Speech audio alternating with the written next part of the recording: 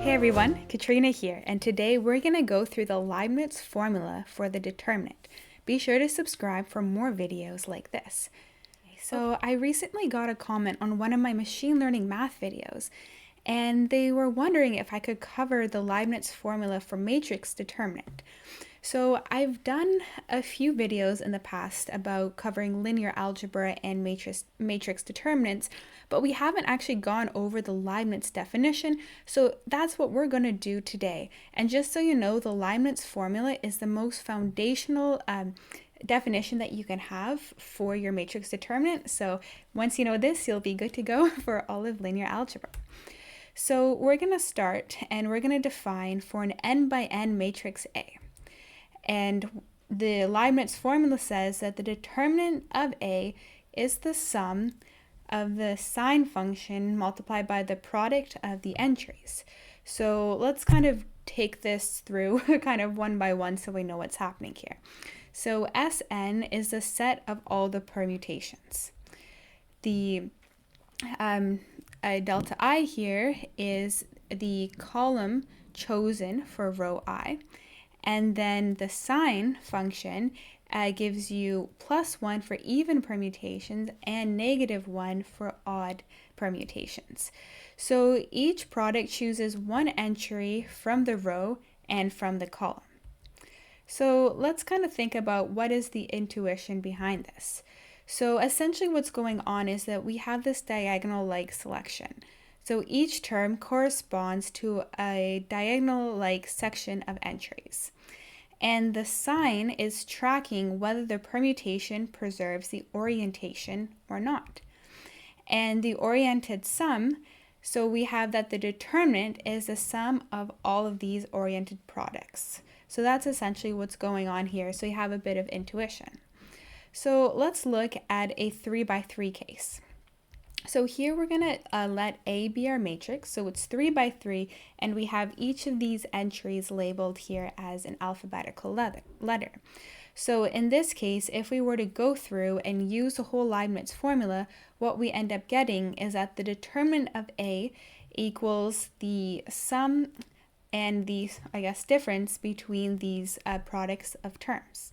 So be sure to write this down in your notebook because a lot of the times you're dealing with these 3 by 3 matrices, and here we actually have quite a nice simplified formula, so it's actually a lot easier to take the determinant because we're just multiplying these groupings of terms together.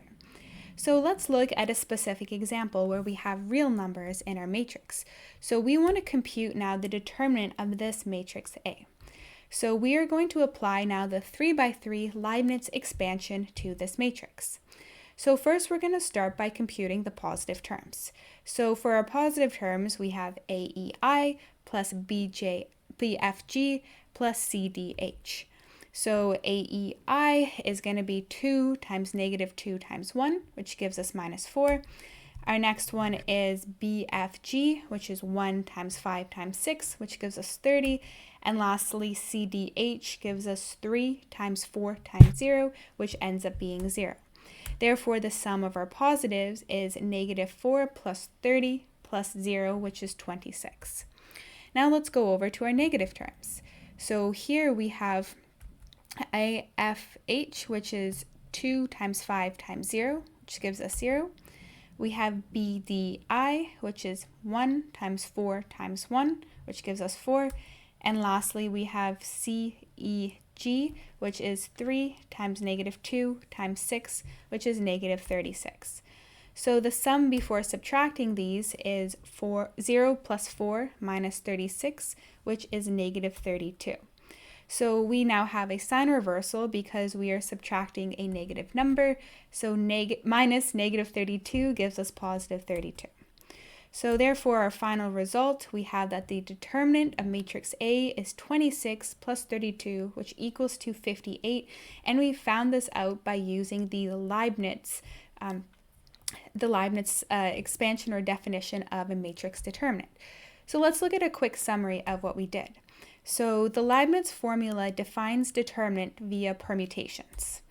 It's a direct but computationally expensive. It involves the n factorial terms.